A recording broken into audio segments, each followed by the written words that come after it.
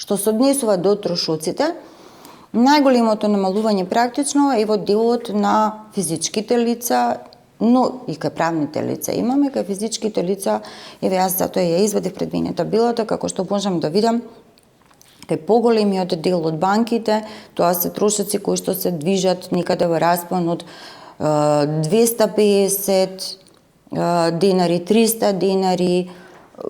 повеќе или помалку во некој таков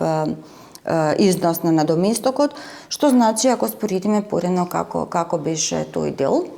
тоа ќе биде значајно олеснување за населението, иако, нели, како што споменав, и кај правните лица имаме значителни намалувања, со тоа што, бидејќи банките не пристапуваат директно до СЕПА, односно не пристапуваат директно до системот, нив трошоците не им се менуваат.